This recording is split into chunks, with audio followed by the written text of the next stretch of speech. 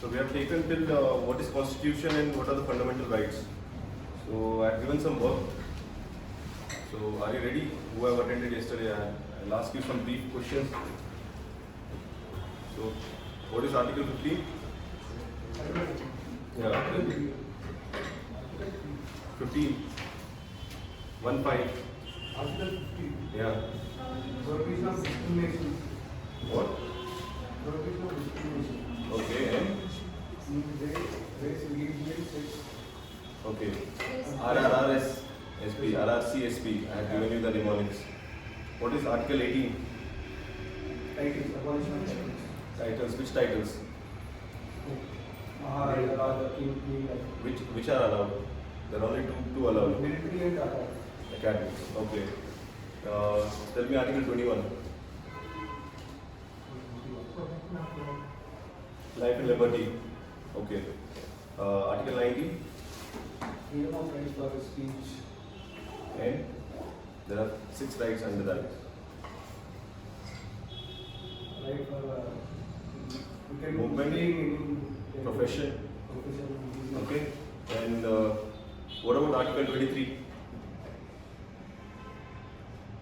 Exploitation, human trafficking, 24? child labor, Okay. hazard, 29? 20, 9? education, culture, language and culture. 29?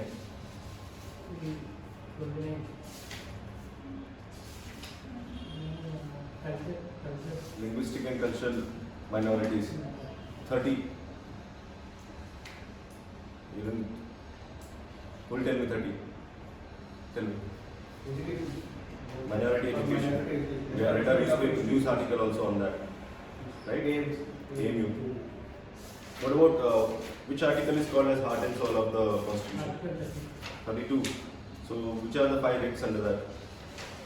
Various corpus, mandamus, prohibition, Okay.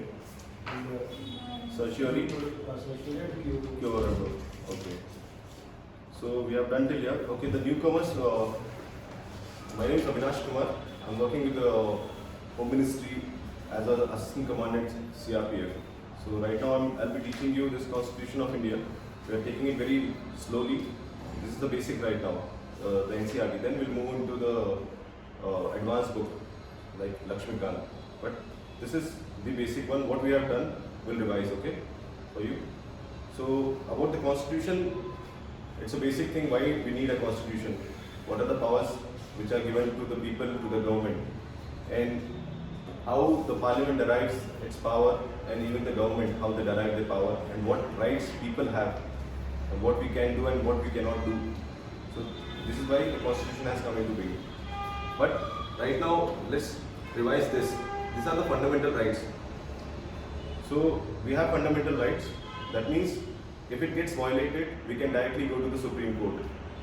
It's called justiciable rights. Okay. So first one is Article 14. Can you see? It says equality before law, equal protection of law. This is Article 14. In depth, we'll discuss later. This is only a brief idea in this NCERT which is given. Article 15 says prohibition of discrimination on ground of religion, race, caste, sex, or place of birth. So I have given the mnemonics. RRCSB. You need to remember this because it only says discrimination cannot be done on this ground. Other discrimination can be done. Like I have given the example of yesterday, Andhra Pradesh employment. So there, the local people, some of the soil policy is there. So they can get reservation based on son of the soil policy. Okay. And this 15 has one more clause, says equal access to shop, hotels, well, tanks, bathing ghats, roads, etc. It has one more, women reservation. It talks about women reservation too. Article 15. Okay. Article 16 says equality of opportunity in public employment. So we have seen the reservations for SC, ST, OBC, which is the new reservation right now. EWS. Okay. So I have spoken about it. Which Amendment Act was it? 103 Amendment Act. So next is abolition of untouchability. So this is clear by the name only. This is Article 17, abolition of untouchability. 18th is abolition of titles. So earlier days people had that Rai Bahadur, Raj Bahadur, all those names, Zamindar, that is not allowed. Even Padma Shri, Padma Vibhushan, all those names are also not allowed. What is allowed is only academics and military distinction. Academic distinction and military positions, whatever the rank it is there, you can carry it with your name. Next is freedom, right to freedom. This is Article 19, the whole thing. From here till here. So it says freedom of speech and expression, first point. Freedom of speech and expression, this is first. Then second, assemble peacefully. Third, to form association.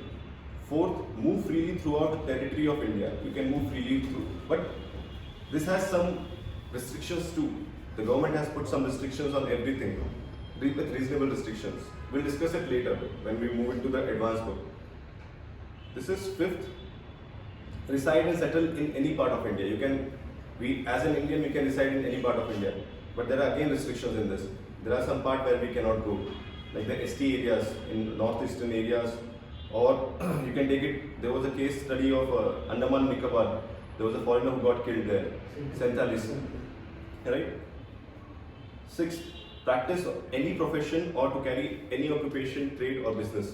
This is the sixth one under Article 19. You can do any profession, but again with reasonable restrictions.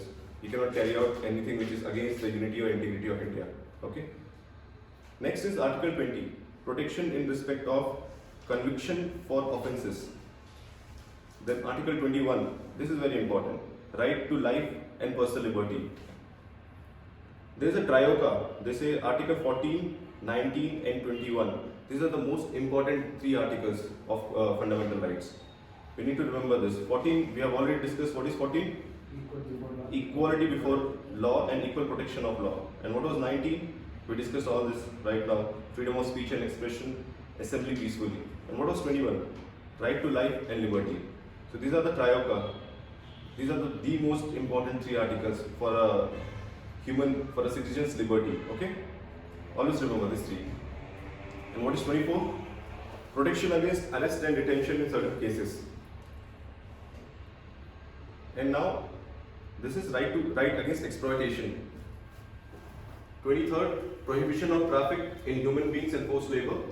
Prohibition of employment of children in hazardous jobs. This is 23, this is 24. Article 23, 24. So, child labor comes under this, and human trafficking and all comes under 23rd. Okay? Then, the next set of fundamental rights are called right to freedom of religion. It is clubbed from 25 to 28. So what does 25 says? Freedom of conscience and free profession, practice and propagation of religion. 26, freedom to manage religious affair. 27, freedom to pay taxes for promotion of any particular religion. 28, freedom to attend religious instruction or worship in certain additional educational institution. See this, there are many articles which will be confusing right now. So what you have to do is, you need to learn every day at least 2 articles. Then only you will have some idea about it every day, okay? Otherwise, it is difficult in one day to remember everything. So the next set of articles is cultural and educational rights. So what was 29? Protection of language and cultures of minorities. Even language we can preserve in India and culture also. What was 30? Right of minorities to establish educational institution, under which we studied a case study day before yesterday about Aligarh Muslim University. They want themselves to be declared as minority institution.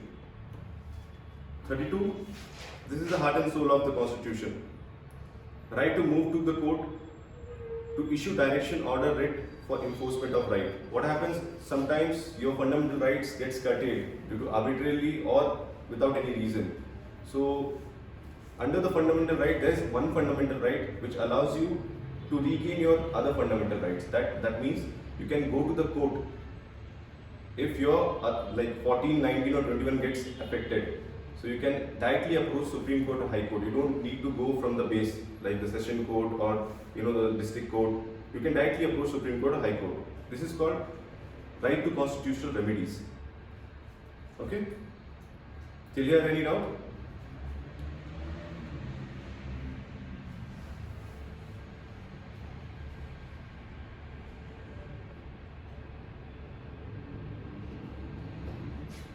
we had studied about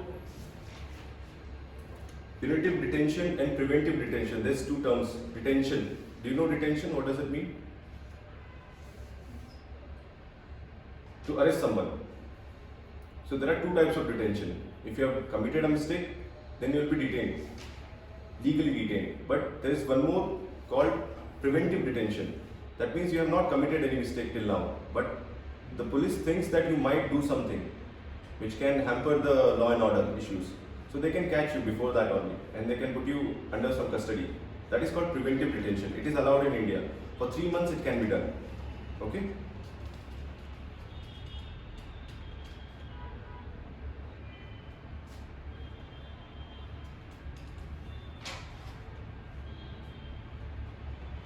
So I think we have to start with DPSP today, right?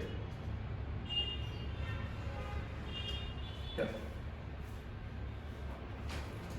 So how we are going to do this is, we'll be reading the whole book. So yesterday we have done some 40 pages, so that you have some understanding about the basic understanding about the Constitution. So once we move into the advanced books, you'll have some fair idea, like what it is about, okay? Because the advanced book will not explain you in basic. This is NCERT, this is why it tries to explain you in basic things, okay? Let's move on. So we'll start with directive principles of state policy. The makers of our constitution knew that independent India was going to face many challenges. Foremost among these was the challenge to bring equality and well-being of all citizens. They also thought that certain policy direction was required for handling these problems. At the same time, the constitution did not want future government to be bound by certain policy decisions. Therefore, some guidelines were incorporated in the constitution, but they were not made legally enforceable. So what does this mean, legally enforceable? Fundamental right, if it gets violated, you can go to the court directly. But if DPSP, Directive Principles of State Policy gets, if there is some problem, if it is not implemented, you cannot go to court directly. It is not legally enforceable. So we have read yesterday about preamble, fundamental duties and fundamental rights.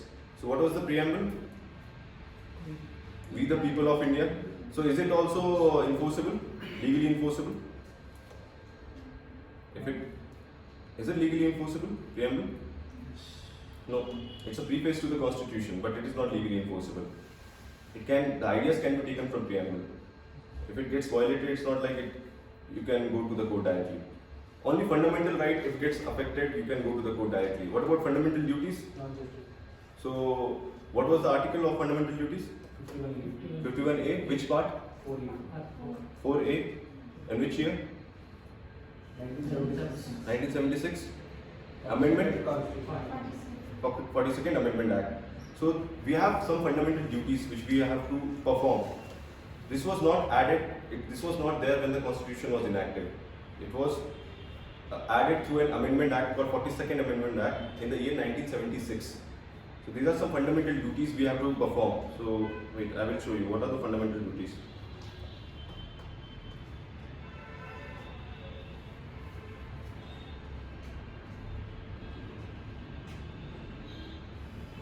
Okay, this is the preamble. You might have read it in the book or somewhere, always. We the people of India, having solemnly resolved to constitute India into sovereign, socialist, secular, democratic republic, and to secure to all its citizens justice, which is of three types: social, economic and political, liberty of thoughts, expression, belief, faith and worship, equality of status and opportunity, and to promote among them all fraternity, assuring the dignity of the individual and the unity and integrity of the nation. In our Constituent Assembly, this 26th day of November 1949, do hereby adopt, enact and give to ourselves this Constitution. So every word and everything is important in this preamble. It can be asked in a prelims, it can be asked in interview too. Interview they have asked directly. Now, can you recite us the preamble? Do you remember the preamble? In here, there are some dates which you need to remember. 26th November 1949, this was the day. But when do we celebrate our Republic Day? It actually came on 26th January, but it was already prepared before that. So why did we choose 26th January? I had given you the answer. Because 1930. 1930 we had celebrated Purna Swaraj. So we wanted to have freedom, total freedom from the imperialist British colony. So we had already chosen that day as our Independence Day, long back in 1930, 26th January. Okay, this is why we enacted our constitution on 26th January 1950 as a Republic Day. So this is our preamble. So I was talking about fundamental duties. These are the duties what we have to perform as a citizen of India. These are, see, it's part 4A, article 51A, fundamental duties. It shall be the duty of every citizen of India to abide by the constitution and respect ideal institutions and the national flag and national anthem. To cherish and follow the noble ideas which inspired our national freedom, national struggle for freedom, to uphold and protect the sovereignty, unity and integrity of India. This is important, they have asked already. In previous year questions, prelims, they have asked this. Like, where do you see this word, to uphold and protect the sovereignty, unity and integrity? It is mentioned in fundamental duties. So that means you have to remember everything in this. Fundamental duties, whatever are there, like I think 10 or 11. To defend the country and render national service when called upon to do so. To promote harmony and spirit of common brotherhood among all the peoples of India, transcending religions, linguistic and regional or sectional diversities, to renounce practices derogatory to the dignity of women. So this is also even mentioned there. I always put effort on to make you understand that even for women empowerment, it is there in our fundamental duty. Okay? To value and preserve the rich heritage of our composite culture. So even for the culture, it is mentioned. To protect and improve natural environment, including forests, lakes, rivers, wildlife, and have compassion for living creatures. So to protect environment also, it is included, that we need to protect our environment. To develop scientific temper, humanism, the spirit of inquiry and reform. So it talks about the critical thinking, that we should have a critical thinking. It's our duty. Next, to safeguard public property and abjure violence. We need to safeguard our public property too, like roads, buses, whichever provides us public safety, like it's a public good. Okay? To strive towards excellence in all sphere of individual and collective activity, so that the nation constantly rises to high level of endeavors and achievement. To strive towards excellence. Next, who is a parent or guardian to provide opportunities for education to his child, or as the case may be, what between the age 6 to 14. So 6 to 14 year. So it talks about right to education. Like we can have right to education. Okay. So here, see the note. It says the Article 51 contains fundamental duties. Was inserted by the Constitution 42nd Amendment Act. So you need to write all these things. So whatever it's marked here. Okay. This is important. 42nd Amendment Act 1976. And the point K, this was again added through 86th Amendment Act, enacted in 2002 and came into being from 2010. It is right to education. So we have seen Purna Shiksha Kendras, Navodaya Vidyalaya, all those things where free education is provided. So it was under this, we have added this fundamental duty. Okay. So you have some idea now what is fundamental duty? If you have any doubt, you can ask me. Any basic thing. You understanding? Okay. So we'll move on to the DPSP now, okay? Fundamental rights you understood? We discussed 14 to 32. Fundamental duties now you understand that this is 51A. So what is left is right now is DPSP. What is DPSP? We'll understand, okay?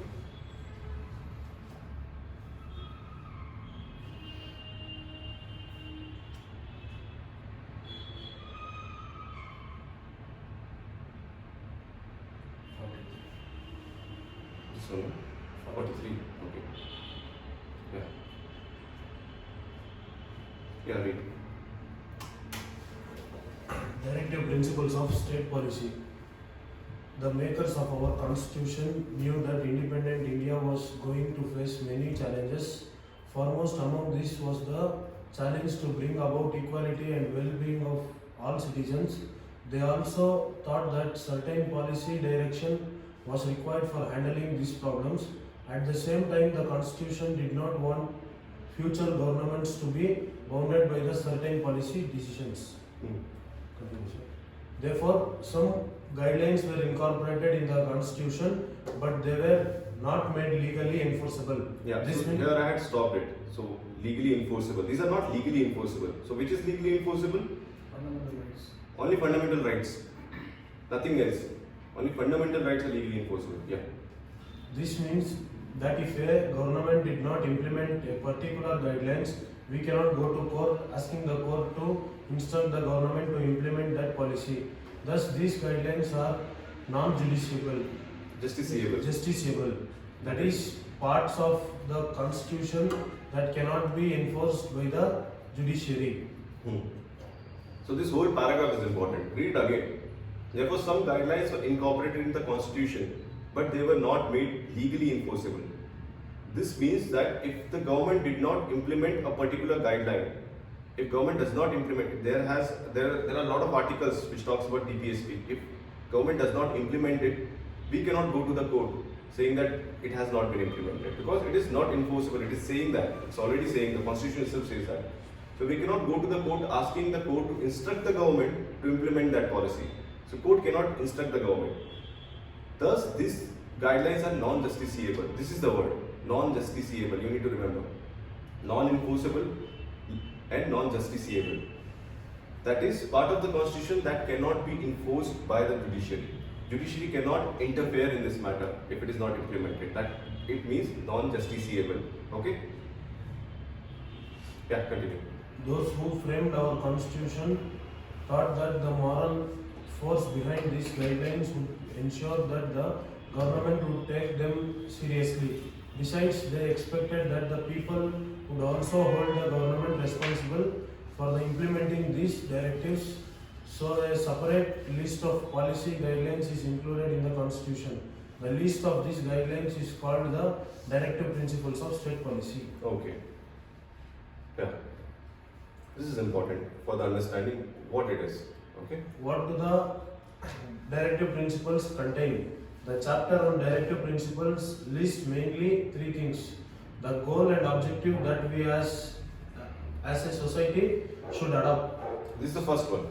certain rights that individuals should enjoy apart from the fundamental rights, Hmm. and certain policies that the government should adopt.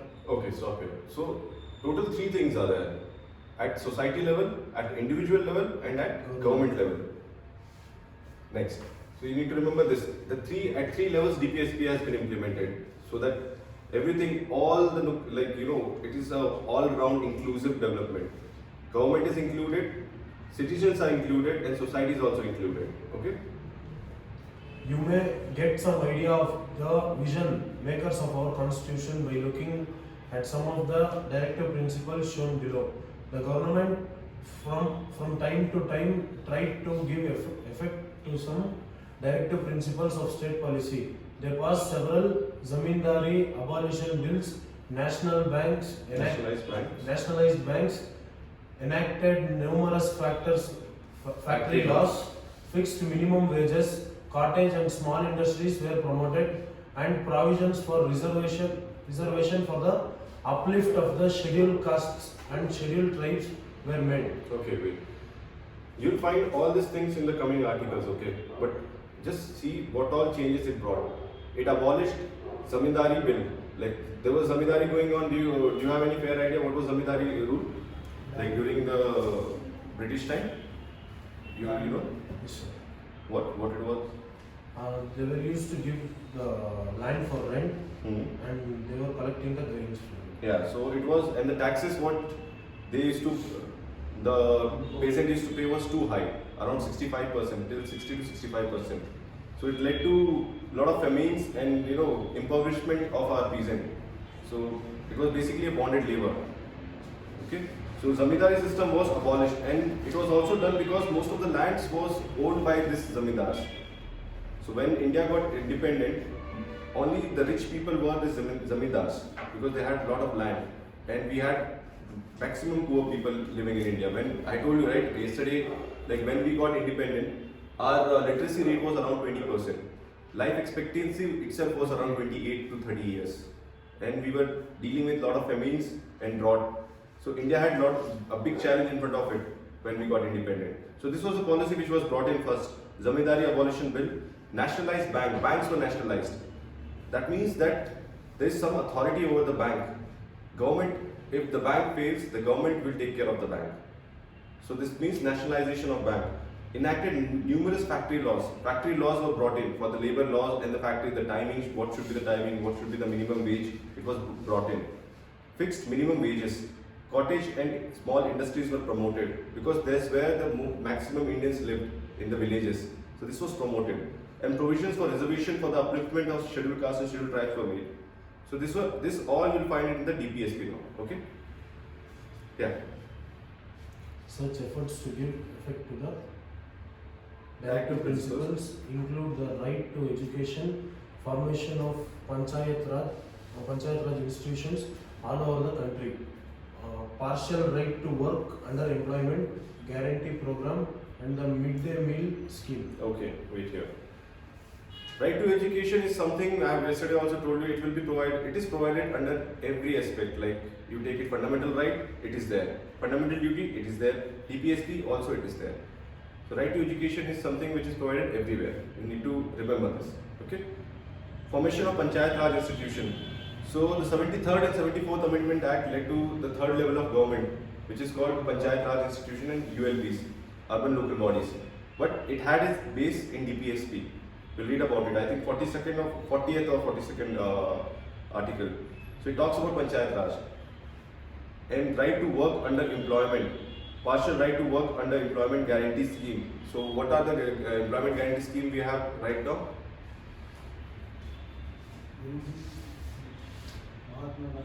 Manrega. Manrega gives 15,000 rupees per month. So it's like for the local people so that they can work for the government. Any work, it can be like construction work or in whatever work it is provided by the government. It is for employment guarantee scheme, it is called Manrega. Okay. And midday meal scheme. You know about midday meal scheme? It is provided in the like free food. Yeah. Next, fundamental duties of citizens. In 1976, so we remember this 42nd Amendment Act to the Constitution was passed. Among other things, the amendment inserted a list of fundamental duties of citizens. In all 10 duties were enumerated. However, the Constitution does not say anything about enforcing these duties. That means, again, this is non-justiciable. So what is justiciable? What is enforceable? Only fundamental rights. Okay? And rest, nothing is justiciable. Okay? As citizens, we must abide by the Constitution, defend our country, promote harmony among all citizens, protect the environment. However, it must be noted that our Constitution does not make the enjoyment of rights dependent or conditional upon fulfillment of duties. In this sense, the inclusion of fundamental duties has not changed the status of our fundamental rights.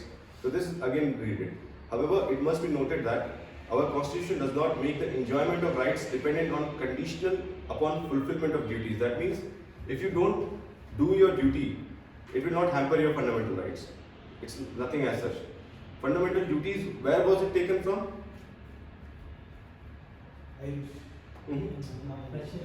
Russia, right. Because that's a communist country. So they believe in duties.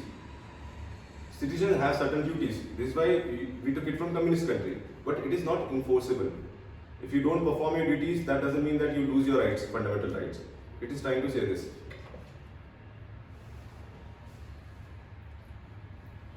Relationship between fundamental rights and directive principles.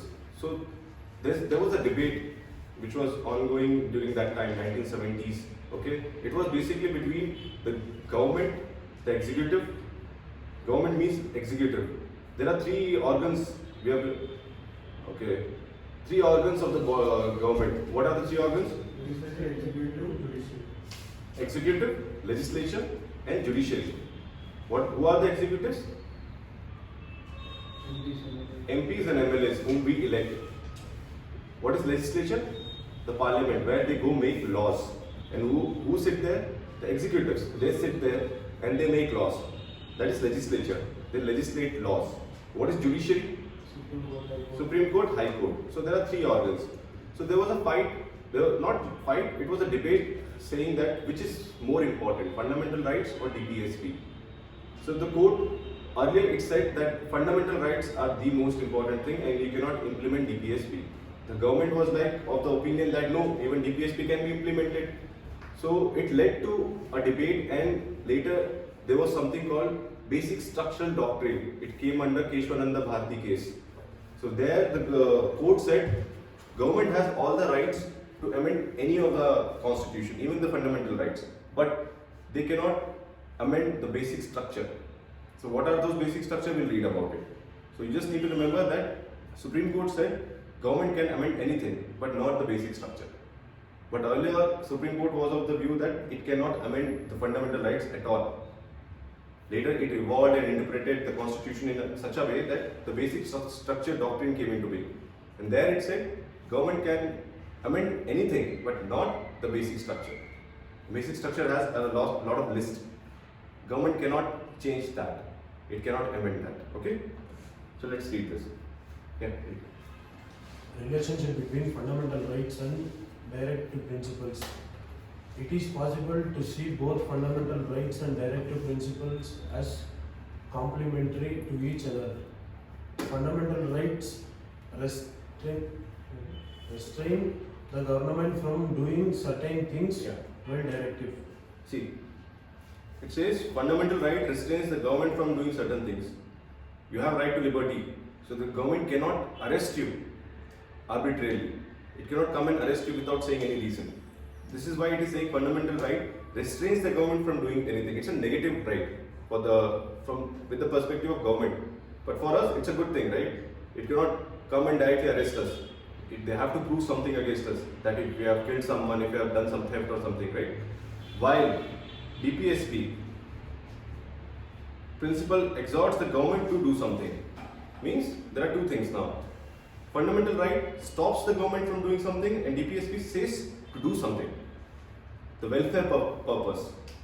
And fundamental right, what does it say? You cannot do something. That is, you cannot harm the citizen. You cannot take the fundamental rights like lightly. Okay? So fundamental rights mainly protects the right of individual, while directive principles ensures the well-being of the entire society. This is important. Write it. In this two line you write it. Fundamental right restrains the government from doing certain things, while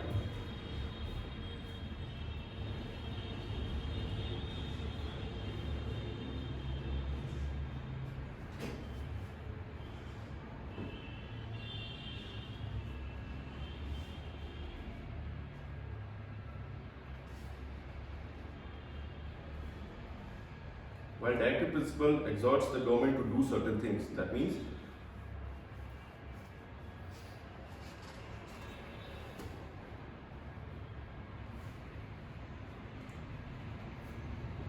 fundamental rights mainly protects the rights of individual, while directive principles ensures the well-being of entire society.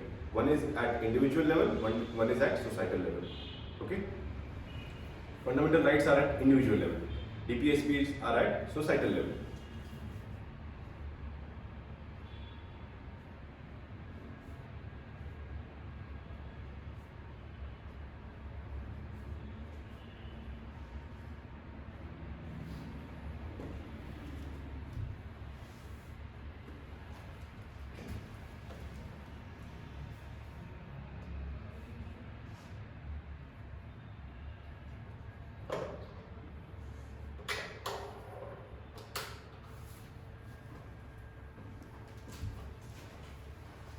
Good. So now we'll see what are the goals and policies of directive principles. You need to remember this all.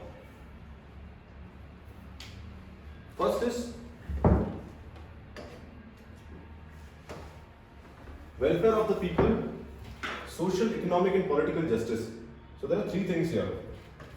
Social, economic and political justice. We'll discuss everything in detail. But remember this welfare of the people. First goal is welfare of the people. Social, economic and political justice. Second is raising the standard of living, equitable distribution of resources. This is also important because over this only there was a fight between fundamental right and DPSP. The Zamindari system. This was very important. But this is second, okay? Remember this. Raising the standard of living, equitable distribution of resources. Third, promotion of international peace. So if the question comes, the DPSP speaks about international peace or not, we now know that it does speak about international peace. Okay, I think this is Article 50.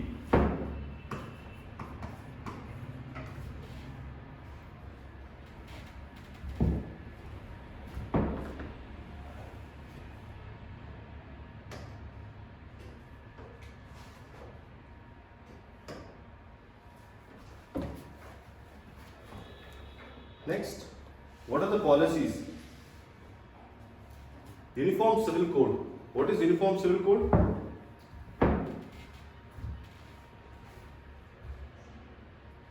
To have one personal law for all the religion. Be it is Hindu, Muslim, Christian, to have one personal laws. Like law, even the women can inherit their father's property.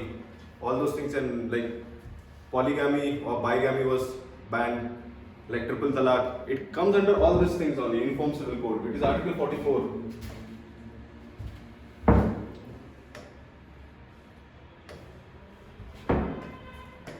These are the policies, okay?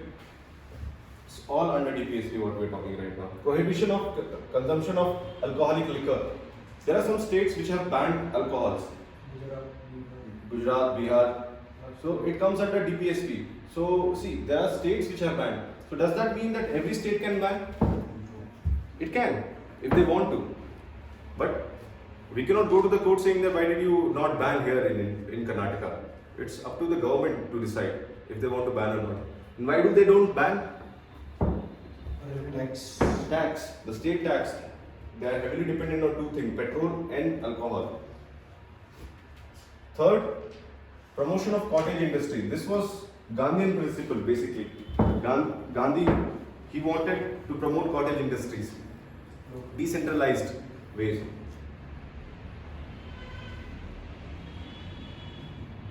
Fourth, prevention of slaughter of useful cattle. So do we see this also? There is a law on this, useful cattle, like prevention of slaughter of useful cattle. Okay. Promotion of village panchayat. Panchayats are there, we know that, and this only led to 73rd and 74th Amendment Act.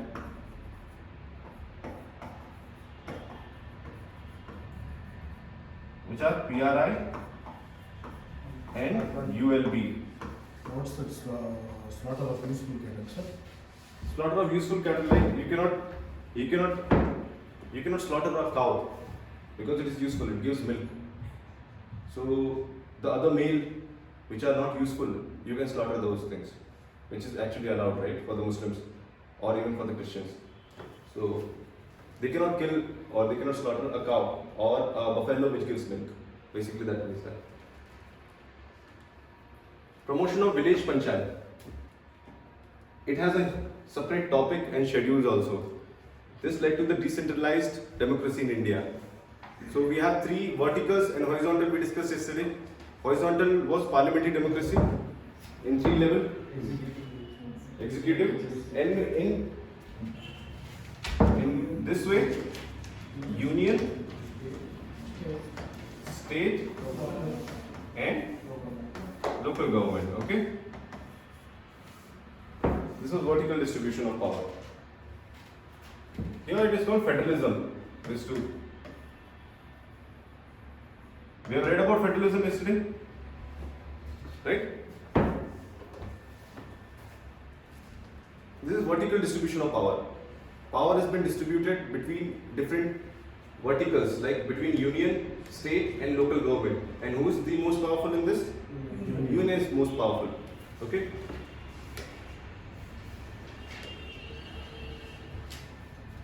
Next, non-justiciable rights.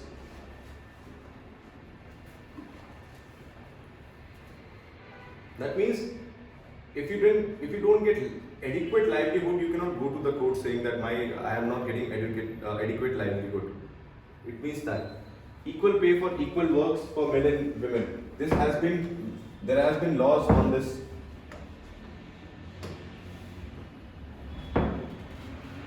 The recent amendment in wage protection and the labor laws, which was codified.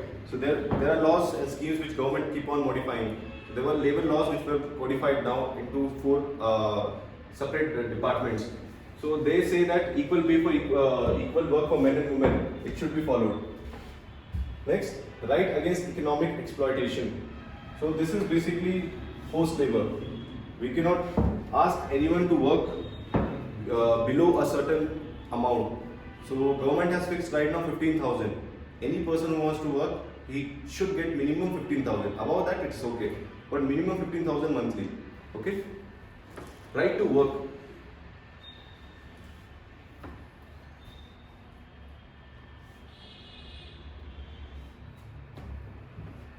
And again, see childhood care and for children below age of 6. This is below age 6 years. What did we read in fundamental duty? What was the age? 6 to 14. This was a fundamental duty. And below 6, DPSP. Okay. And again, you read in Article 21A, when we read fundamental rights properly, there also it is mentioned, right to education. So this is what I was trying to tell you. It is mentioned everywhere, right to education. So for early education, it is mentioned in DPSP. Between 6 to 14, it is mentioned in fundamental duties and fundamental rights too. Okay? Till here, any doubt? You?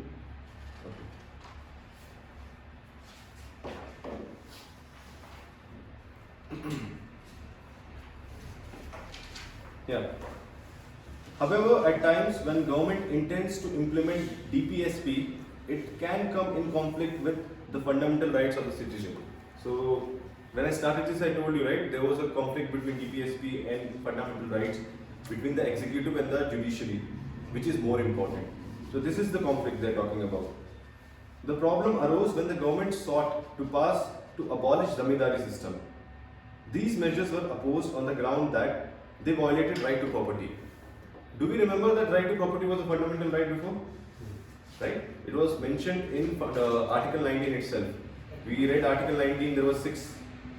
Right to move freely, right to profess any occupation. So then what is Article 31? 31 is like ABC, those are like for zamindari. This is where it came, estates, to acquire the estates if it is required for the government. Actually, in fundamental rights, there is no Article 31 ABC is there now. It is there.31. Fundamental rights. Yeah. That is the debate which led to which is more important, Article 31 or 39, DPSP 39 or 31. That was the debate actually. So what we are reading. If you see Article 31, it has 3 parts, A, B and C.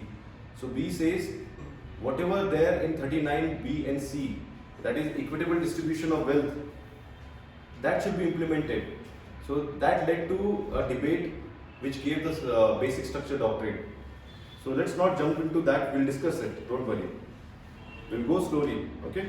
It is there, but the problem arose when the government sought to pass laws to abolish zamindari system. These measures were opposed on the ground that they violated right to property, since right to property was a fundamental right that time. However, keeping in mind the societal needs that are greater than the individual interest. What are the societal needs? That government might need that land for road or to build a hospital, to build a school. And what are the individual interests? That it is my land. It's supposed to be my land. Why? How can you take it? The government amended the constitution to give effect to the directive principles of the state. So what did government do? It amended the constitution. This led to a long legal battle. The executive and judiciary took different positions. The government claimed that the right can be abridged for giving effect to directive principles. This argument assumed that rights were a hindrance to welfare of the people. On the other hand, the court held the view that fundamental rights were so important and sacred that they cannot be limited even for purpose of implementing directive principles. Court, earlier I said, right, court believed that fundamental rights cannot be violated. In its first judgment, there are case studies we'll read. So for basic understanding, Supreme Court said we cannot even violate the fundamental right relating to property. If an individual has a right to property, we cannot damage it, like we cannot violate it. But the government was trying to say, the executive, but we want to amend the constitution for the greater good, for the society. Let us amend the constitution. Court never agreed because court is the savior. Why court is the savior? Where did we read? Which article was that? Right to constitution or Constitutional remedy. Under Article 32, High Court and Supreme Courts are the guardians of our constitution and our fundamental rights. So court said, no, you cannot violate the fundamental rights at all. So this led to a legal battle which culminated into, I've written BST, Basic Structure Doctrine. It is very important. This will be repeated every time. What is Basic Structure Doctrine? And it will be asked, it has been asked in prelims, it has been asked in mains, even in interview they ask, what do you understand by this? Okay? Yeah, read. Right to property. Right to property. Behind the So this again, see, now there was a debate for the right to property, right? So waiting about right to property. Yeah. Behind the controversy about the relationship between rights and directive principles, there was one important reason in the constitution. Originally, there was a fundamental right to acquire, possess and maintain property. Originally, in the constitution, it was mentioned as a fundamental right. It's trying to say that. Yeah. But the constitution made it clear that the property could be taken away by the government for public welfare. Since 1950, government made many laws that limited this right to property. The right was at the center of the long debate over the relationship between rights and directive principles. Finally, in 1973, the Supreme Court gave a decision that the right to property was not part of the basic structure of the constitution, and therefore Parliament had power to abridge this right by the amendment. In 1978, the 44th Amendment of the Constitution removed the right to property from the list of fundamental rights and converted it into a simple legal right under Article 308. Yeah. So what it's trying to say is, as I said, there was a fight between the executive and judiciary related to right to property, because right to property was a fundamental right. But later in 1973, remember this date, year 1973, Keshwananda Bharati case. This is like, the watershed movement in judiciary. From here, everything changed. Judiciary became all of a sudden judicial enthusiasm, we call it, like activists for the rights of the people. It started fighting. So in 1973, Supreme Court gave a decision that right to property was not a part of basic structure of constitution. So I've told about basic structure doctrine. So there's a lot of list in that cannot be violated. So Supreme Court itself said the right to property is not a part of basic structure doctrine and it can be amended. And therefore Parliament has the power to abridge this right by an amendment. So what did Parliament did? Parliament brought in an amendment called 44th Amendment Act, and it removed right to property from the list of fundamental rights and it made a legal right, which is right now a 300A article. Okay? Write this thing. Finally in 1973. So you'll remember what was it?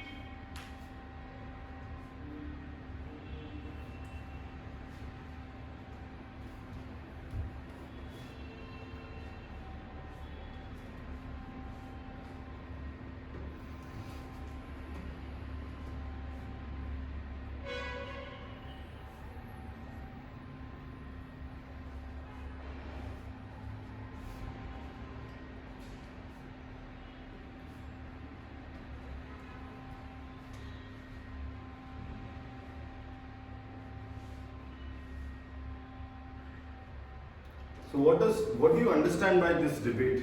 That means even the government can implement DPSPs if it is required at the cost of fundamental right too, but without violating one thing, basic structure doctrine. That's all.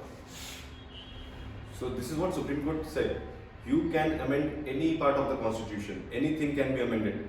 only one thing cannot be amended is basic structure doctrine, like basic structures of the constitution, and it has a list. This is what I'm trying to tell you every time. It has a list, big list. You need to remember all the names. So there was a question in 2020. Was basic structure doctrine included in the constitution itself? Is it? It was an innovation given by the judiciary. Judiciary brought that word, basic structure doctrine. It is not mentioned in the constitution anywhere. That was the debate, right? All the debate. That judiciary agreed on one thing, that you can amend everything but not the basic structure. So this was a question in 2020 prelims. Like basic structure doctrine, is it included in the constitution? It is not. Judiciary's innovation it was. Okay? And they're given all the names of the basic structure, like socialist, secular, everything it was mentioned. But the main catch was it included in the constitution? Is it a part of constitution? No. Judiciary brought it. Okay? What difference do you think this change of status makes to the right to property? Okay, now right to property is a legal right? So that means, what change does it bring?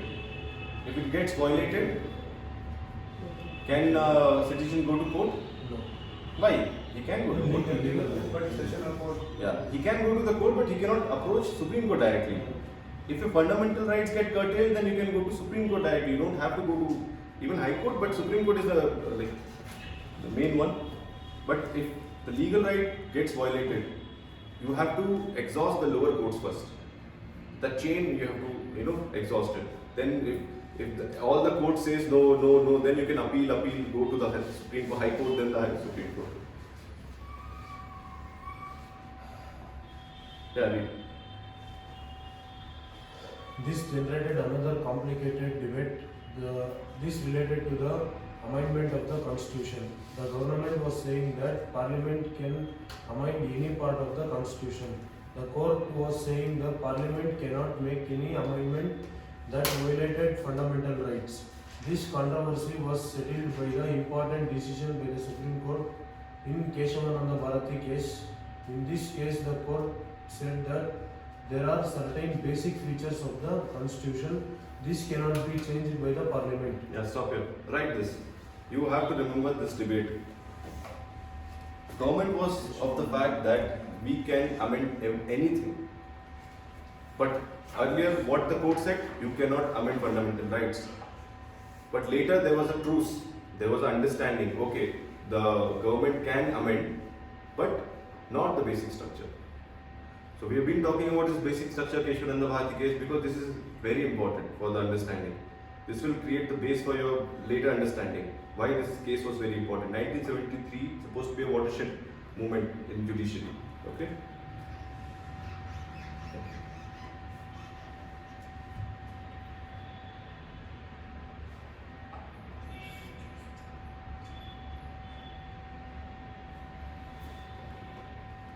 So this happened, Keshavananda Bharati case happened in 1973.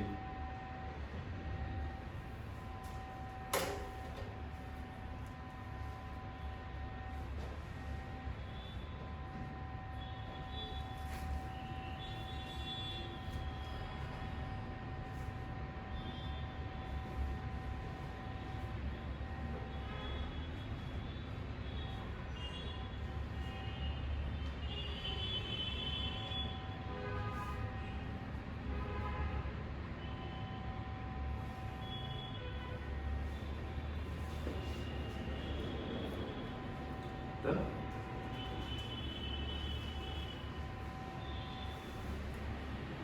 See, why I'm making you to write all this thing is, once we read this book, we are not reading it again. It's an NCERT. This is not our base.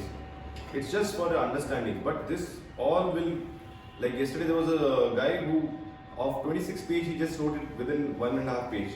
So it was kind of a summary. This will help you to revise. So whatever we have read, you don't have to read this book again. It's like 200 odd page. How many pages are there in this book? 240. You don't have to read every time. So what you have to do is, whatever I am telling you to write, those are your notes now. In future, you don't have to open this book again. Just read your notes, okay? And you remember the classes also what we have discussed. This is why, like the classes we are taking.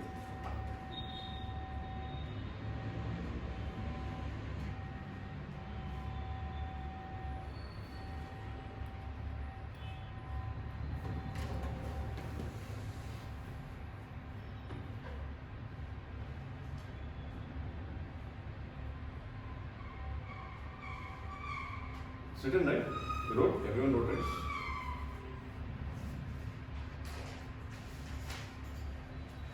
Conclusion. So we are ending fundamental rights, DPSP. We have read about it. We have read about preamble. We have read about fundamental duties too, right? So before reading this conclusion, DPSP comes under which part? Part 4. Okay. DPSP part 4. What is part 3? Right. Good. And what is fundamental duty? 4? Sorry. 4A.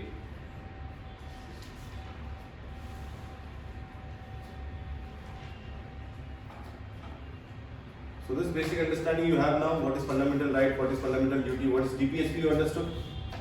For the society, for the greater good, for the welfare provisions. And can government implement DPSPs over fundamental right? It can. We have seen the debate also.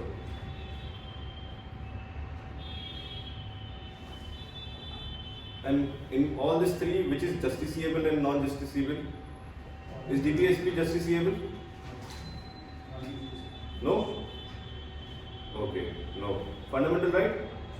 Yes? Okay. FD? Fundamental duties? No? Right. Clear.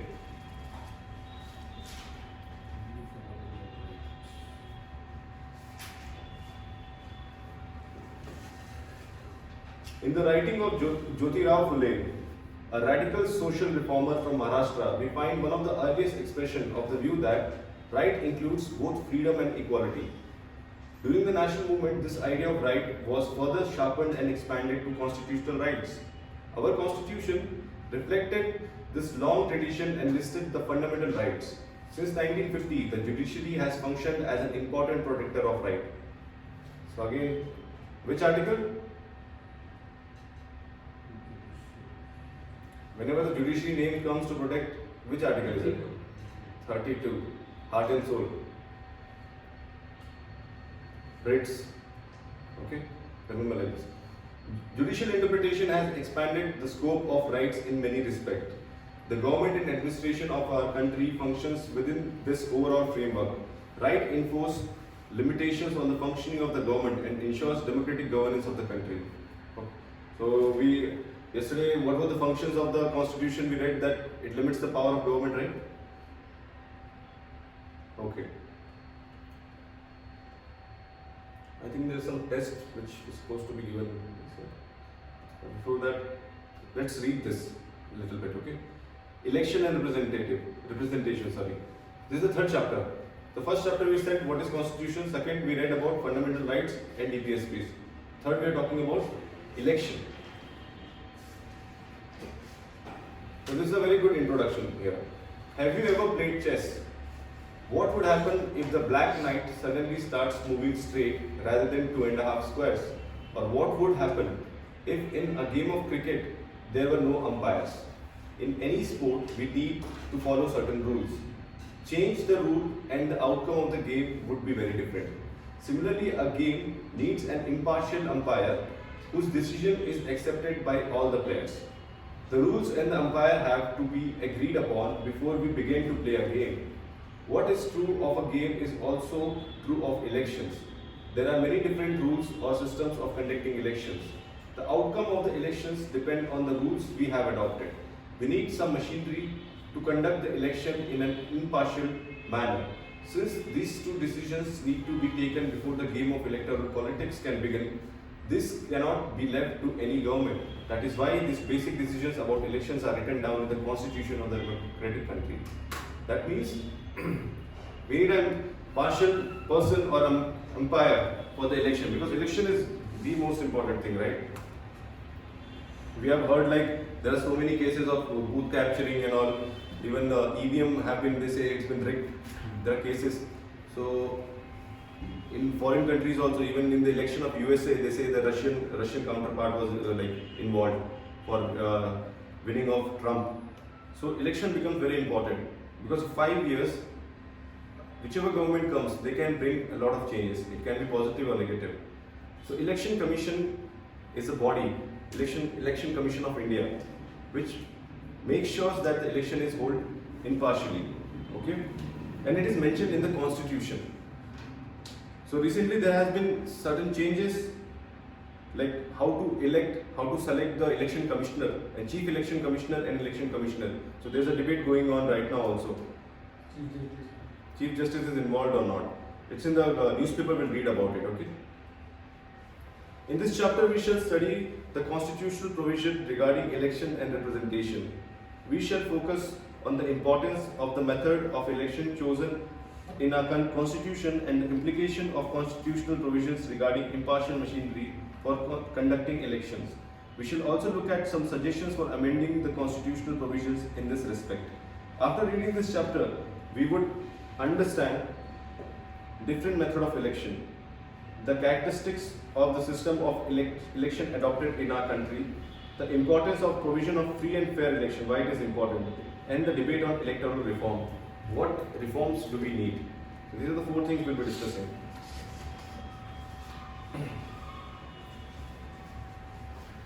Yeah, you read. Elections and democracy. Let us begin by asking ourselves 2 simple questions about elections and democracy. Can we have democracy without holding elections? Can you hold elections without having democracy? Let us have a discussion in the classroom on both the questions by using example from whatever we have learned so far in the previous classes. The first question regards as necessity of representation in a large democracy.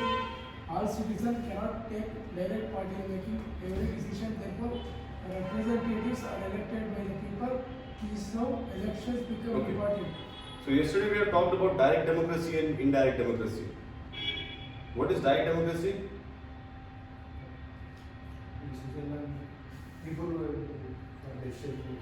Where a direct democracy is where people take direct decisions. It is called through referendum, recall, or there are different processes. It happens in Switzerland, or there are other countries too. What they do is, there is a government, but they will put the policy publicly. Like, do you want this or not? The whole public will come and vote for that. Yes, we need this change, or we need this policy. That is called direct democracy, where people are taking the decisions directly. What is indirect democracy? Because afterwards we have to follow. Not like that. Yeah. So in the big countries like India, can all the 140 crores go vote for everything? Any changes? So what we do? We need some representatives. For that we have MP, MLAs. So we have constituencies, we go vote for them. They sit in their prescribed places, like be it Vidhan Sabha or Parliament. There they go make laws. That is called indirect democracy. What is direct democracy? Where people directly take participation, like they participate directly. Indirect, we choose someone. So this is what it is talking about. All citizens cannot take direct part in making every decisions. Therefore, representatives are elected by the people. We elect the people for 5 years. And we have the power to change the government also every 5 years, right? This is how elections become important. Whenever we think of India as a democracy, our mind invariably turns to the last election. Elections have today become the most visible symbol of democratic process. It is very important to hold a fair election in any country. In Pakistan, you see it is called deep state because it is controlled by the military. In Myanmar also we see there is a junta government that is also again controlled by the military. In Sri Lanka, there is a turmoil going on, economic turmoil. So the president doesn't hold, public strength. He does not have, he is not popular among the public, Sri Lanka.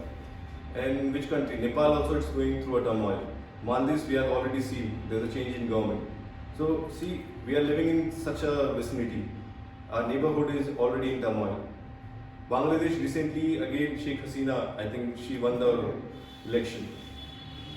Only you can say, like 2 countries are performing well if we talk about democracy. Bangladesh and India. Nepal also not doing well. Bhutan has a monarchy. Rest, everyone is in turmoil. So this is why democracy becomes very important, and how to uphold the democracy through fair election. And this is why election commission is important, and it is mentioned in the constitution itself. Okay. Election have today become the most visible symbol of the democratic process. We often distinguish between direct and indirect democracy. You now know it. A direct democracy is one where the citizens directly participate in the day-to-day decision making and in the running of the government. As I said, like if there is a law that has to be passed, everyone will vote every day. But in India, it cannot be done, right? We have other works to do also. We cannot go vote every day. The ancient city of Greek was considered example of direct democracy. So this is an example. If somebody asks you what direct democracy was, the ancient Greek time, that was an example of direct democracy. Many would consider local government, especially Gram Sabhas, to be closest example of direct democracies. But this kind of direct democracy cannot be practiced when a decision has to be taken by lakhs and crores of people. That is why rule by the people usually means rule by people's representative. So in the constitution it says, right, like the preamble, we the people of India. We are the one who are choosing them, but they are the one who are making the laws. But so it may not appease everyone, every section of the society.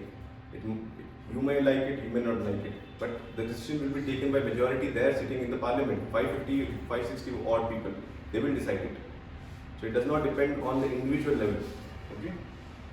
In such an arrangement, citizens choose their representatives who in turn are actively involved in governing and administrating the countries. These representatives are involved in governing and administrating the country, right? The method followed to choose these representatives is referred to as election. And how do we choose the representative? Through election. Thus, the citizens have a limited role in taking major decisions and in running the administration. True? In indirect democracy, they are not very actively involved in making of the policies. Citizens are involved only indirectly through their elected representatives. In this arrangement, where all major decisions are taken by elected representatives, the methods by which people elect the representatives become very important. Like how do we elect them then? Yesterday I was telling you first past the post system. Simple majority, I showed you something like how it works. We'll be talking about that. The second question reminds us of the fact that not all elections are democratic. True? A large number of non-democratic countries also hold elections. In fact, non-democratic rulers are very keen to present themselves as democratic because they want to come back and like back to back again in power. So they show that we are also holding election, but it will be all rigged. It will be all planned. They do so by holding election in such a way that it does not threaten their rule. Can you think of some examples of such non-democratic election?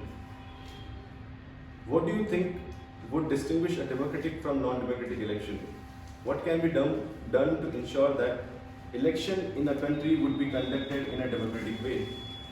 So this will read in reforms. What reforms do we need? This is where constitution comes in. The constitution of a democratic country lays down some basic rules about election. The details are usually left to be worked out by laws passed by the legislature. These basic rules are usually Constitution and the RPA Act. Because through Constitution only the acts comes, like the Parliament, through Constitution Parliament comes and Parliament makes laws. And laws are converted into act by the assent of President. Okay? So this RPA Act gives some eligibility, like who is eligible to vote, who is eligible to contest. There is first thing, who is eligible to vote and who is eligible to contest, who is ready to contest the election. Who is to supervise election, who will supervise the whole thing. How do the voters choose their representatives? How will I choose my representative? What is the process? How are the votes to be counted and representatives elected? So these are the questions what every democratic country will have before election. Like most democratic constitutions, the Constitution of India answers all these questions. As we can see, the first three questions are about ensuring that elections are free and fair. These three questions, who is eligible to vote, who is eligible to contest, and who is to supervise. It is related to free and fair election and can thus be called democratic. The last two questions are about ensuring a fair representation. In this chapter, we will consider both these aspects of the constitutional provision about election. Okay? So we'll read about it. Yeah, you read. can't see? Can you see? Yeah, really. You can come here, you can come sit here. Yeah.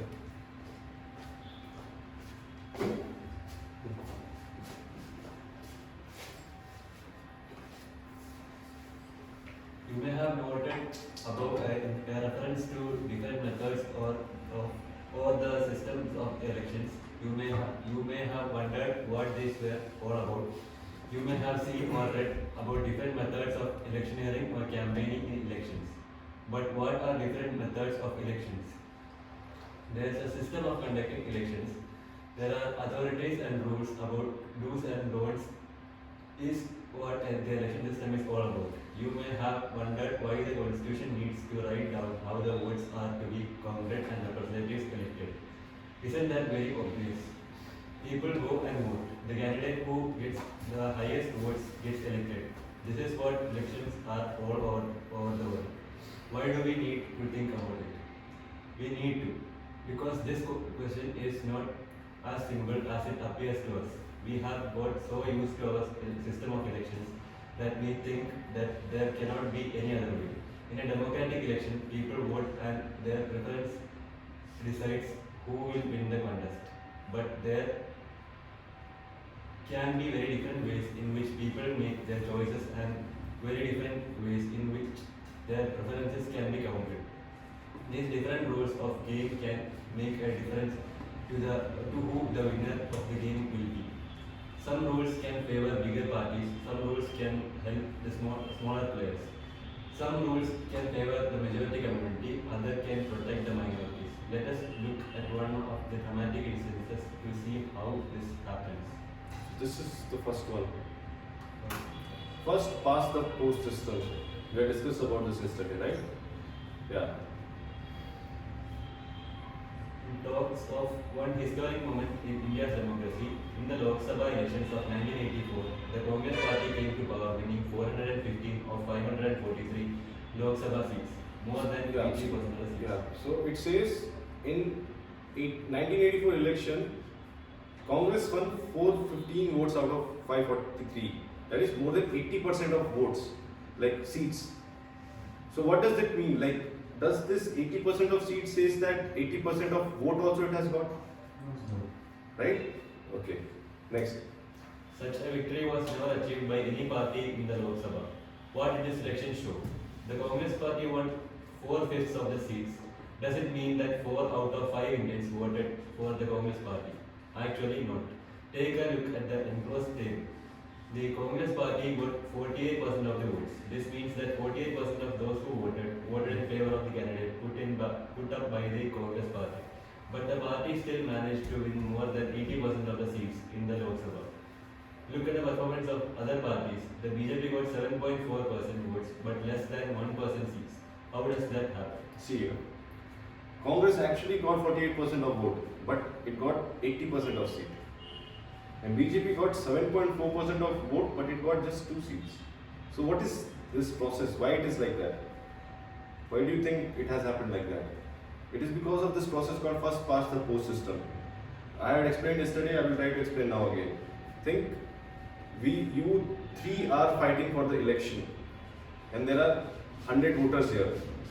So what should be the criteria for a selection, basically? Anyone who gets 51 votes, right? That should be the criteria, majority. But think she has got 30, and the rest 40 you have got. Do you have a majority right now? 51. Do you have 51? No, but you still are the winner. Because among all the 3, you have the highest vote. So the vote matters. Like if you are won by 1 vote also, you are the winner. It doesn't matter that you have hit the majority or not. Majority means 50 plus 1. Out of 100, what is the majority? 51. But did you get 51? That is what it is trying to. But it is easy to understand, but no. For a local people, he will understand you got the highest vote. This is why you are the winner. But actually, is it representative? Like, does it represent all the section of the society? No. You have only got 40% of the vote. 60% they have got. But still, you are representing that place. This is the problem with this kind of system. There is another system called representative, like we'll read about it. Proportional representation. That what does that say is, she has got 30%, 40%. So 30% of seat will be covered by her MLA, 30 from her, and 40% from you. This is how that system works. It works in different countries. But in India, how does it work? Whoever is the winner. It doesn't matter majority or it is 51 or not. It doesn't matter. Okay? Okay. Next. This happens because in our country we follow a special method of election under the system. The entire country is divided into 543 constituencies. Each constituency elects one representative, and the candidate who secures the highest number of votes in that constituency is declared elected. Understood? Like you, among you, you are the winner. That's all. And you are elected as an MP now. Next. It's important to note that in the system, whoever has more votes than all other candidates is declared elected. The winning candidate needs to secure a majority of votes.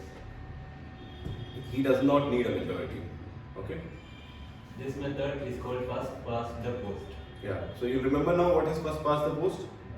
Whoever gets the maximum votes, not the majority, is the winner. In the electoral race, the candidate who is ahead of others, who crosses the winning post first of all, is the winner. This method is called the plurality. It's also called the plurality system. This is the method of election prescribed by the constitution. You can write this. What is first past the post system? Whoever gets the highest vote is the winner. And this is also called plurality system. And this is the method what is been prescribed by the constitution itself. Okay.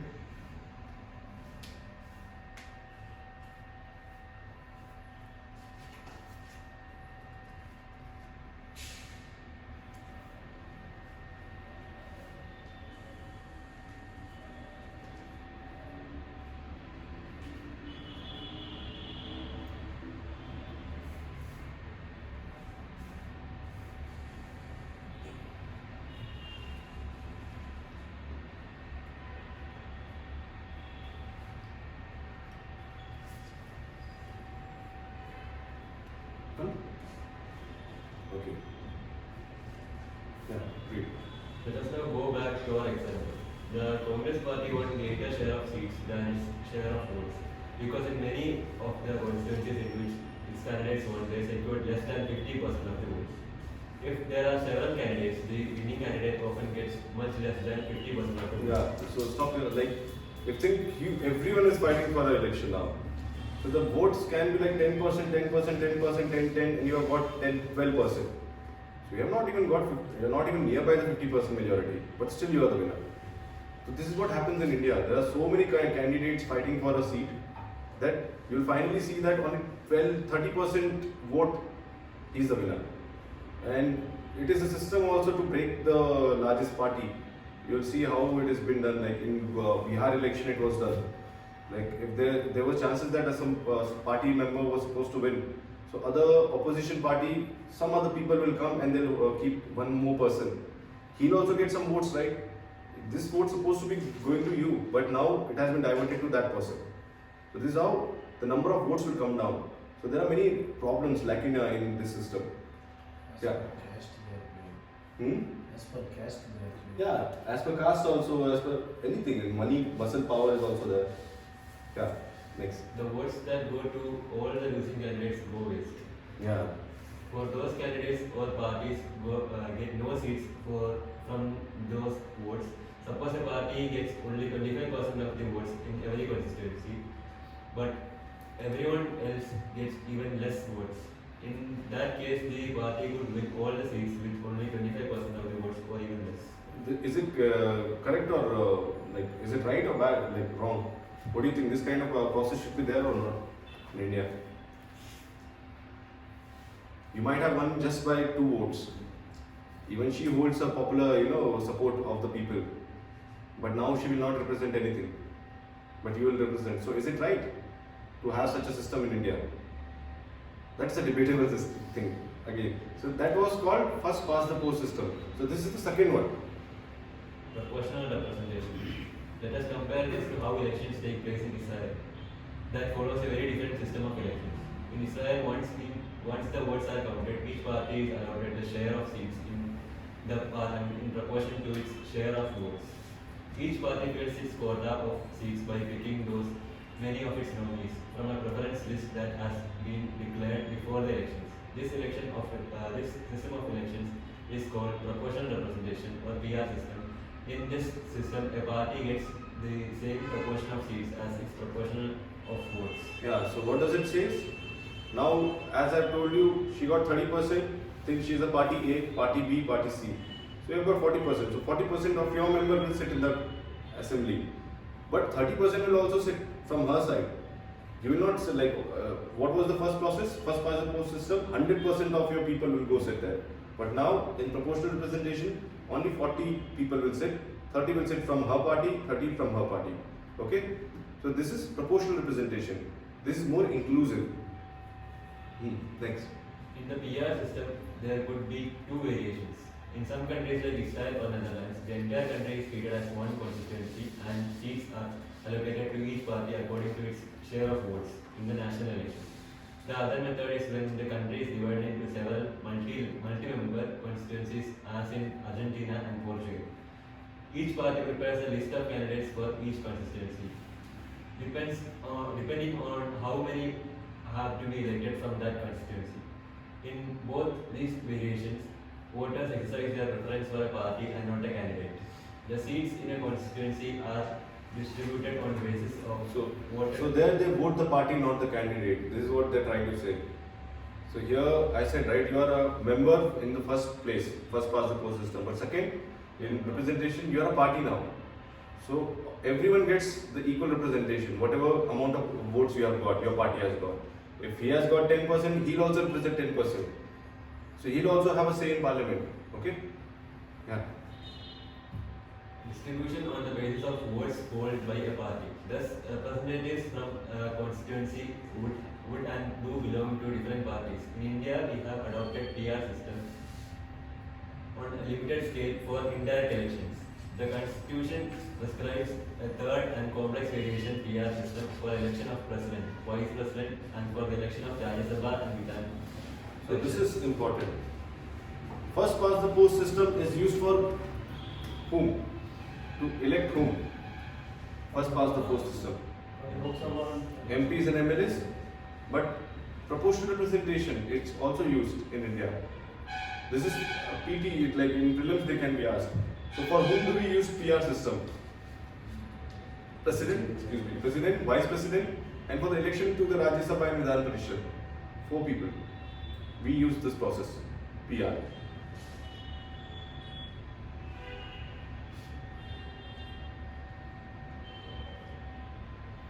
This, make a chart and write this.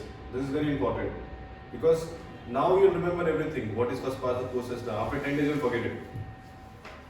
It is human tendency to forget things. So just write it. It's a comparison between FPTP and PR system of election.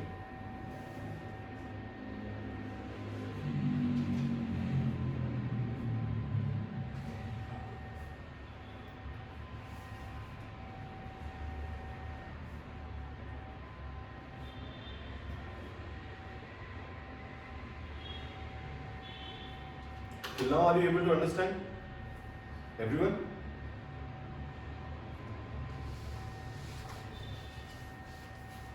No doubts, right?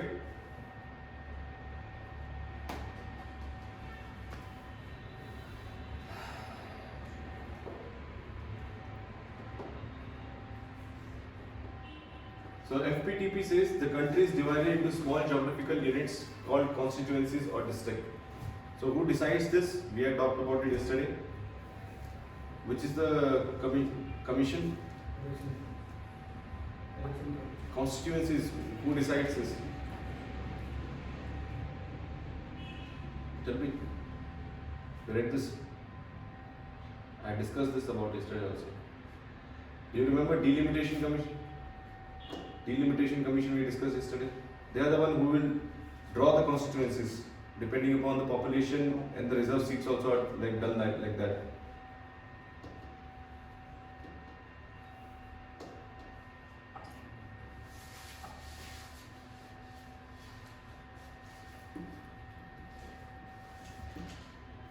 Question on this.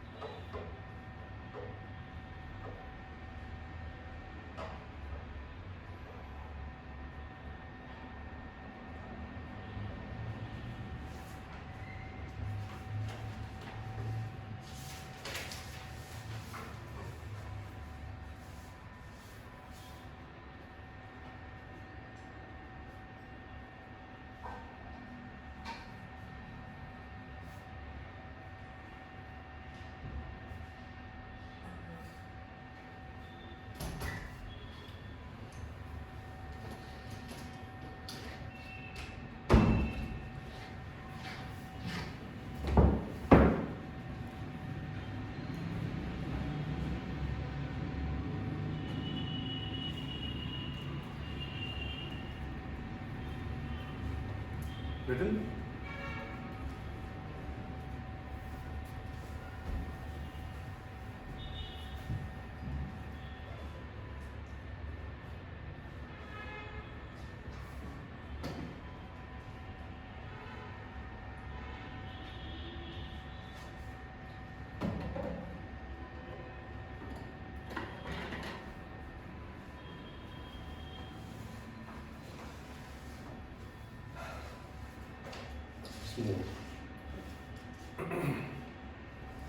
So this is a very complex process they have talked about PR, how it works in Rajya Sabha election. By reading this all, you'll understand that it is very difficult to understand. Okay? Yeah, read. A third variant of DR, the single transferable vote system, is followed for Rajya Sabha elections. Every state has a specific quota of seats in Rajya Sabha. The members are elected by the respective state legislative assemblies. The voters are the MLAs in that state. Every voter is required to rank candidates according to her or his preference. To be declared the winner, a candidate must secure minimum quota of votes, which is determined by the formula total votes polled by total number of candidates to be elected plus 1, polled plus 1. For example, if Rajya Sabha members have to be elected by the 200 MLAs in Rajasthan, the winner would require 200 by 4 plus 1 is equal to 40 plus 1, that is 41 votes. When the votes are counted, it is done on the basis of first preference votes secured by each candidate, of which the candidate has secured the first preference votes. If after counting of all the first preference votes the required number of candidates fail to fulfill the quota, the candidate who secured the lowest votes of the first preference is eliminated and his or her votes are transferred to those who are mentioned as second preference on ballot papers. This process continues till the required number of candidates are declared elected. Okay, so do you understand this process? What you read? It's so difficult to understand. No. So what it's trying to say is, we needed there were 4 people who were supposed to get elected for Rajya Sabha. So how many more votes each needed? 41, according to that formula. So everyone needed 41 votes. So there was a word called single transferable vote, right? I have marked it. What does it mean? Think. I am a voter A.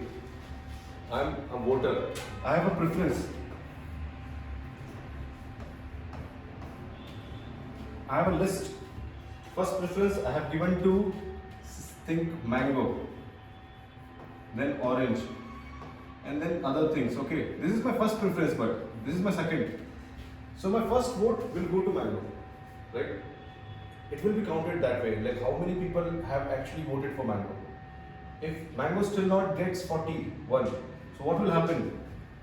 My last one, or the people who have voted for other things, their name will get eliminated, the voters, and the second preference name will start. If that person has not voted for mango, the B, if think B had voted for orange, and his second preference was mango, his first preference will be deleted. His second preference will be counted now. Understanding, like you will have a preference. Everyone has given 5 names. So first we'll check first round, the top name. If anyone gets a majority, then okay. If he still not gets it, the second name will count then. His second preference, what was his second preference? His second preference, until and unless we get 41 votes. This is called single transferable vote. So it is difficult to understand, right? Can a normal person will understand this? How did he win? You can't explain him. So this is called single transferable vote system. It's very difficult to understand because everyone has given 5 preferences or 4 preferences. Number of, like, depends how many preferences you want to give.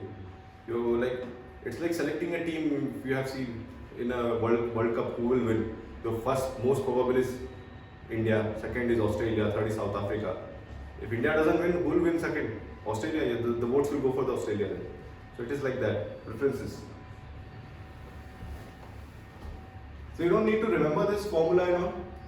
Just you need to remember is the third variant, single transferable vote system, STV, is followed for Rajya Sabha election. This is PT. What kind of election is chosen for Rajya Sabha? STV. Okay? Yeah, next. Why did India adopt the FTTP system? The answer is not very difficult to guess. If you have carefully read the box explaining the Rajya Sabha elections, you would have noticed that it is a complicated system which may work in a Yeah, several. so was it not a complicated system if I'm trying to explain you like there are preferences and all? What was first past the post system? Who gets the majority? Who gets the majority vote he wins? Yeah. Not the maximum votes, not the majority votes. Maximum votes, he's the winner. So this is why we chose that system in India. Yeah. But would be difficult to work in subcontinental countries like India. The reason for the popularity and success of the FTTP system is its simplicity. The entire election system is extremely simple to understand even for common voters who have no specialized knowledge about politics and elections. There is also a clear choice presented to the voters at the time of elections. Voters have to simply endorse a candidate or a party while voting. Depending on the nature of the actual politics, voters may either give greater importance to the party or to the candidate or balance the two. FPTP system offers voters a choice not simply between parties but specific candidates. Yeah. In other electoral systems, especially the PR systems, voters are often asked to choose a party and the representatives are elected on the basis of the party list. So this is the difference, okay? This difference also you write it in that chart. So FTPP offers not just between the parties but for specific candidate too. But PR, you need to choose a party only, and the party will choose who will be nominated. This difference you can write it there.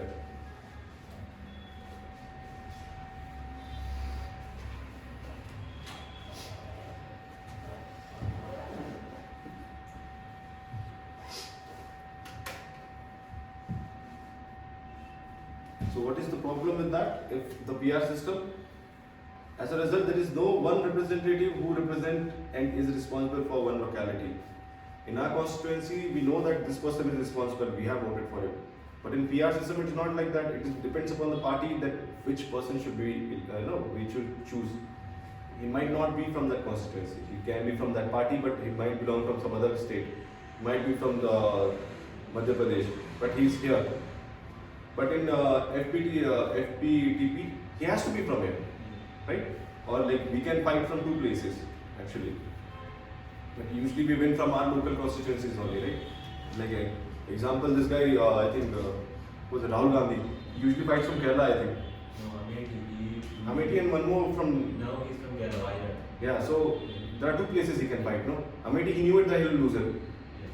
So this is why he came down to Kerala and he won a seat from there, right? Yeah, next.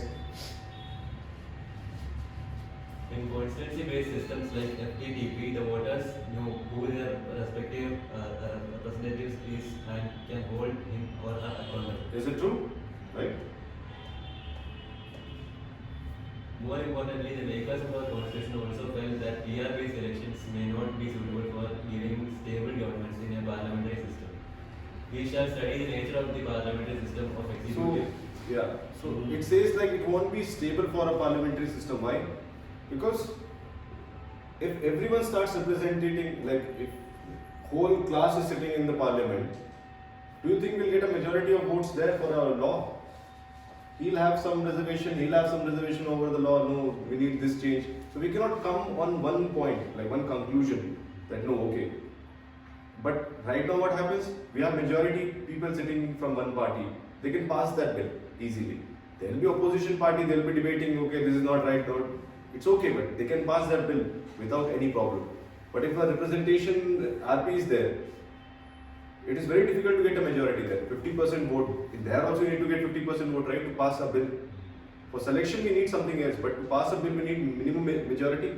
To pass, we will not get that majority if PR system is followed. This is why FTPP is like they say, it is easy, and to make laws also in parliamentary democracy, it is very easy. Okay? So the PR system, the elected members will vote in that. Yeah, for Rajya Sabha and even for the president. So president has a electoral college. We will read about it. But for Rajya Sabha, I think for this elected MLAs will vote. It's an indirect election. The MLAs will choose. They will vote, and who is the winner, he'll go to the Rajya Sabha. Rajya Sabha is basically he's representing his state. A state. He represents a state. Okay. You will notice that the PR system may not produce a clear majority because seats in the legislature would be divided on the basis of share of votes. Yeah.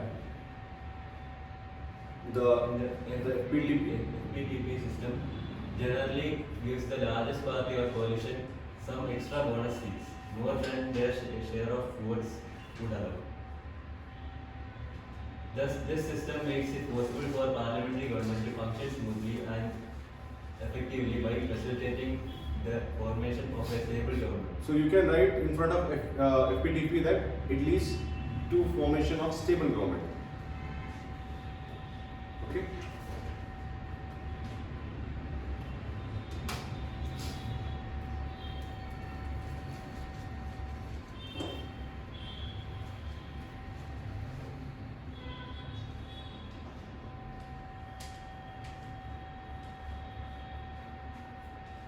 Yeah. Next.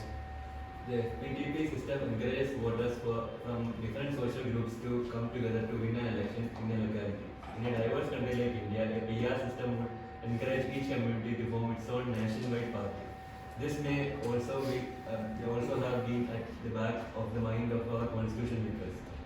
The experience of the working of the constitution has confirmed the expectation of the constitution makers. The FPTP system has proved to be simple and familiar to ordinary voters.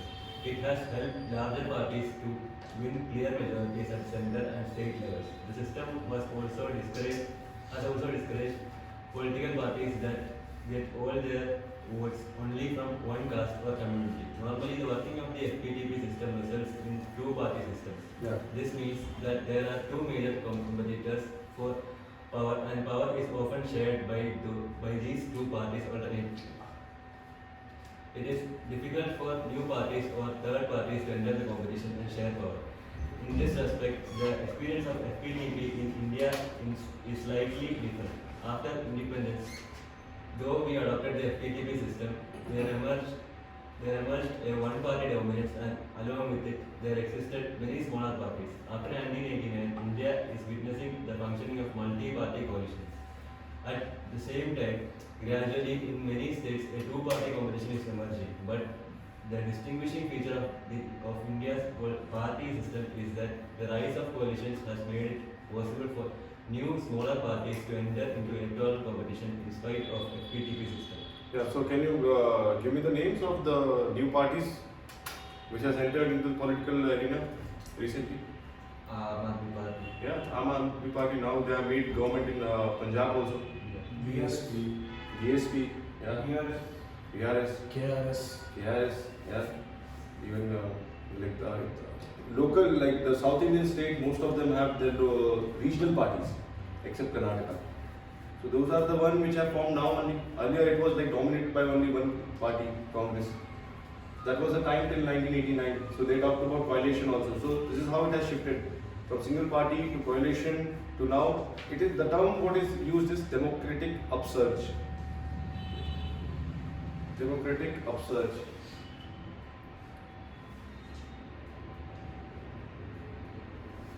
So earlier it was one party system, then coalition, then again we are seeing one party system, right? The trough and crest we can see. Then again the smaller parties are come up, which are like which one is this? The in Bengal, TRS? No, what is it? The Mamata Bannerjee. TMC. Yeah. So now there is an alliance also called India Alliance. Or Yeah. what is it? Yeah, everyone united together, right? Congress, DMK, TMC. Yeah. So what is that alliance in the India or something? Yeah. What is that alliance thing? So yeah, again we see the alliance in that form also. That smaller parties are coming together. Yeah. So that they can win together. So this is the but it was usually said that FPTP is favorable in such places where only two-party system is there. One party goes down, one party will come up. But in India, it's not the case.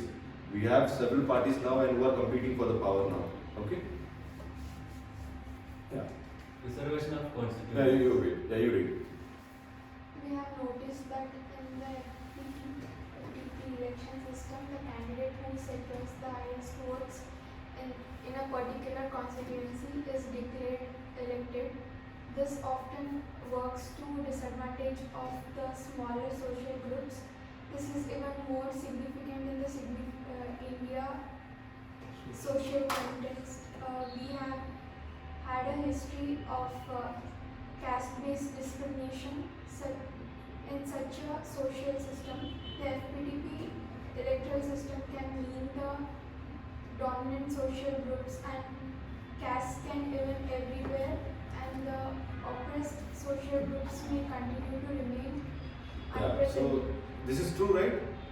If in a country like India, where there's like so much of caste oppression and the religion, caste, everything which is still dominant factor, whoever is a dominant category, a caste, they will win the election because of money or muscle power. So how do the constitution make sure that everybody has a fair representation? Through reservation of constituencies. What they do is, in a constituency, like some constituencies are reserved for like scheduled caste, scheduled tribes, OBC. It is like reserved for them. What does that mean? Only a person from that category can win an election there, not a general category guy. So he should belong from that category to win that election in reserved constituencies. But in open constituencies, what does it mean? Can a reserved category guy can win election in open constituencies? There are two constituencies, right? Reserved and open. So can SC or ST guy person can win an election in open category also? Yes. Yes. So that gives him a representation there also, and he has a reservation here also. So that everyone is represented equitably and it is inclusive.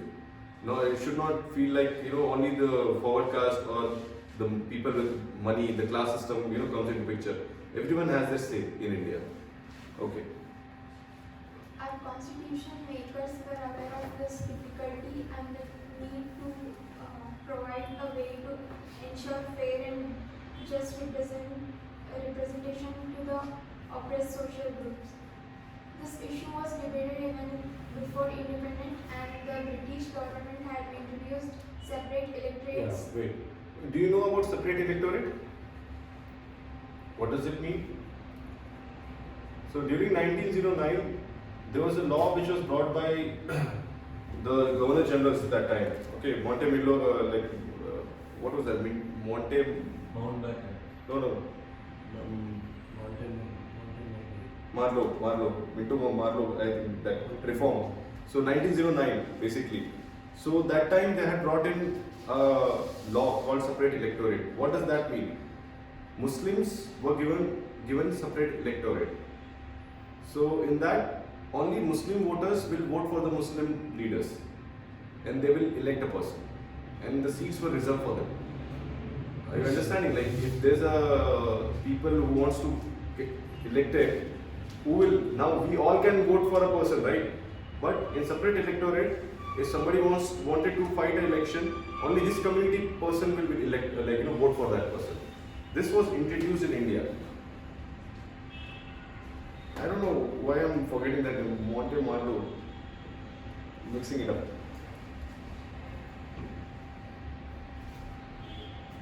I don't know. Yeah, so this was brought in so that India could be balkanized. There could be, Hindu-Muslim communalism. He was called as the father of communalism, actually. So this is separate electorate. Now you understand what is separate electorate? Single community member can be elected from... Minto reforms. What is it? Morley Minto reforms. Morley Minto. What is the spelling? MORLEY MINTO. MINTO. Morley Minto reform, yeah. Indian Council Act 1909. 1909, yes. I'm just getting confused with them. Yeah. So this was the person, he's called the father of communalism also. So you understood what is separate electorate? So we were already familiar with this point. This is what our constitution makers were aware of this difficulty because they had already seen it in 1909. And by seeing this, Even B.R. Ambedkar wanted that this should be given to repressed section also. This was his demand during the Mountbatten, like not Mountbatten, when he met MacDonald in round table conference. There was some round table conference where Mahatma Gandhi had to go for a fast only because of this. Because Dr. B.R. Ambedkar wanted a separate electorate for depressed classes too. That means even the, like similar to Muslims, the depressed classes should also get that kind of treatment. Like if only the depressed class will choose their members, not the other community can come and vote. But it was rejected because of the fast what Mahatma Gandhi took. And then we agreed for a reservation policy. From there, the reservation within the Hindu community came. Okay? Yeah. Next. Separate electorates have been a curse to India. Have done incalculable harm to this country. Separate electorates have dead our progress. We Muslims want to merge in the nation. God's sake, keep your hands off reservation for the Muslim community. Taj Mahal, Hussein, CAD. So this was like, it was a very bad thing like for India, but it was a good thing for Britishers when they brought this separate electorate policy. From there only things changed a lot. 1911, 1905, there was a like Calcutta was separated. They shifted the Swadeshi movement and all started in 1905 and 1911 the capital was shifted from Bengal to Delhi, and the right now Bangladesh, you can say it was a policy because of this only. Got separated. Pakistan was formed that time only. Yeah. That for electing a representative from a particular community, only those voters would be eligible who belong to that community. See, this says this, that for electing a representative from a particular community, only those voters would be eligible who belongs to that community. Only Muslim will vote for Muslims. That's all. That is separate electorate. Yeah.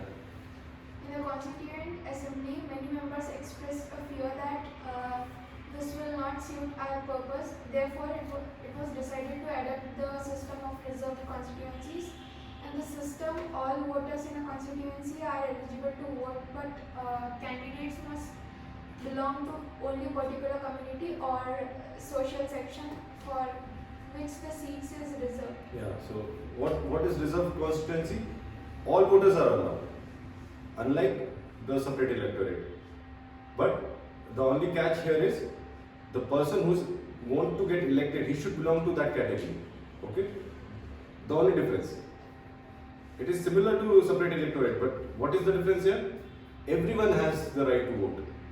Unlike in separate electorate, only Muslims will vote for Muslims. It's not like that here. Every category of people can vote, but only the reserved category candidate has to fight for that election. If it's a SC person, he'll only fight. Among the SCs, there can be many SCs, but only SCs will fight from there. Okay? There are certain social groups which may be separated across the country. In particular constituency, their numbers may not be sufficient to be able to influence a victory of a candidate. However, taken across the country, there are significant sizable group to ensure their purpose representation. A system of reservation becomes necessary. The Constitution provides for reservation of seats in the Lok Sabha and state legislative assemblies or the scheduled castes and scheduled tribes. The provision was made initially for a period of 10 years, and as a result of successive constitutional amendments has been extended up to 2020. The Parliament can take a decision to further extend it when the periods of reservation. It has been extended again for 10 years. The number of seats reserved for both this group is in a proportion to their share in population of India. Of the 543 elected seats in the Lok Sabha, 84 are reserved for scheduled tribe, scheduled caste, and 47 are reserved for scheduled tribes. So, okay. So, is there any if you follow the news, new reservation policy for women in Parliament? 33%. It has been passed, right? So now they will get 33% minimum seats. Which amendment act was that? 106. You need to remember all the amendments which are major amendments because these are directly asked. Okay? And 103, what did we discuss? EWS. Economically weaker sections.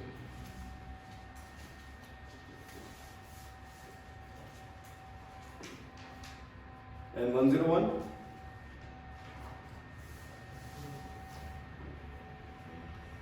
We read about some taxes. GST.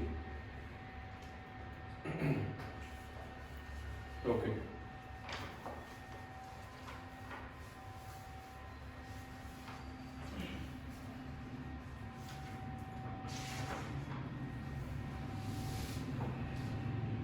So, I will read this last paragraph.